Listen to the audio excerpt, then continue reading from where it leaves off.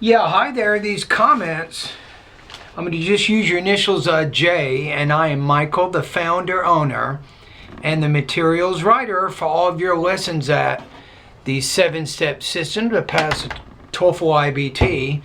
And I'm listening to your pre-test right now, and I'm going to go ahead and diagnose some of the problems you're having right now with your vowels and consonant sounds.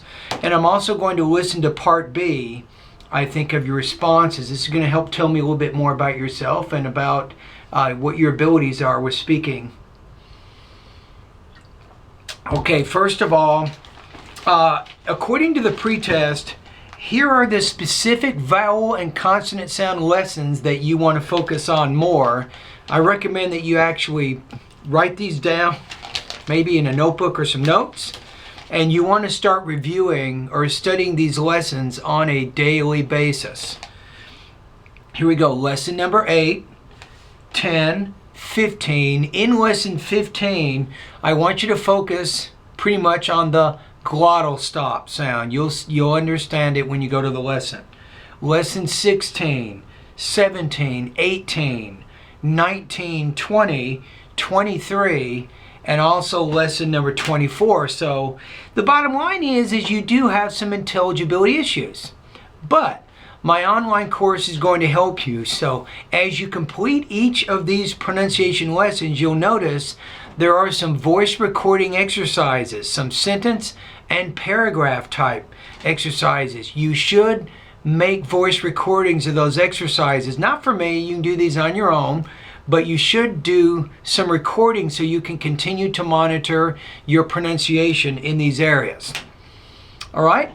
So now let's go to part 4. So what I want to do now, as I listen to you, you're going to tell me a little bit about your grammar, your vocabulary use. You're going to tell me more about your speaking fluency, your pronunciation, and all of those things.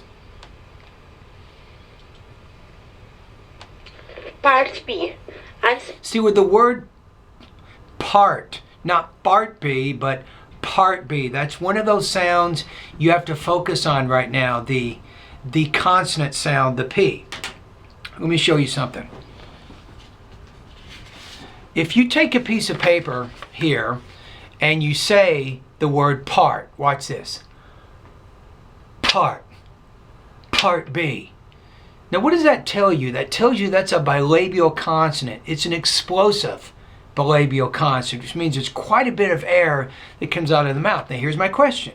When you put the paper in front of your mouth and you say the sound like I'm saying it, does the paper move like this? Paper. If you say paper, how about people, right? So the paper should have that kind of movement based on how much air is coming out of your mouth. For the following question, do not write, outline, or practice your answer. Speak as naturally as you can. Okay. 1. What is your educational background and your work history? My educational background is bachelor's degrees as architecture, engineering, and my background is... I would say there I have bachelor's degrees in engineering, architecture, and so on. Is architect. Number 2, why is a... When you say the word to, make the vowel a little longer. To, number 2, blue, few.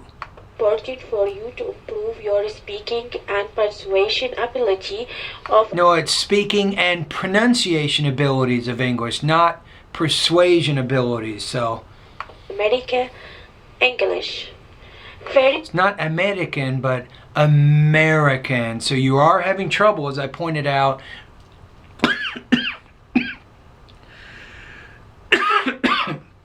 Excuse me.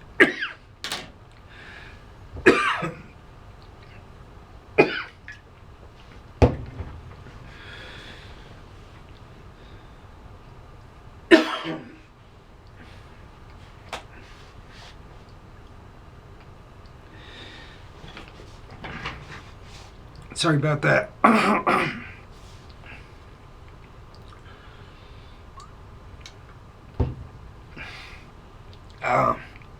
Can better. I think I swallowed something in my throat. And it went down my windpipe. All right, let's keep going. Thing is because I'm living here in USA, so and working here, so I need to be more. Okay, hold on. Let's go back and we listen to something. Number 2, why is important for you to improve your speaking and persuasion All right. ability of American English? Okay. First thing is because I'm living here in USA, so and working here, so I need to be more confident when I'm All right. talking with a client and be fluent in English as the native American here. A second reason is to Okay, now here's a good thing. Because you are here in the United States, I got some advice for you. In the city where you live, I want you to join, I want you to write this down, the Toastmasters. There's a Toastmasters International Speaking Group there. Join that group. You can start showing up on a weekly basis. They will make you do some speaking practice. You can network, you can meet people. I think that would be good for you. To learn more about it, go to Toastmasters.org. So it's TOASTMASTERS.org. Let me see if I can write it here for you too. So Toastmasters.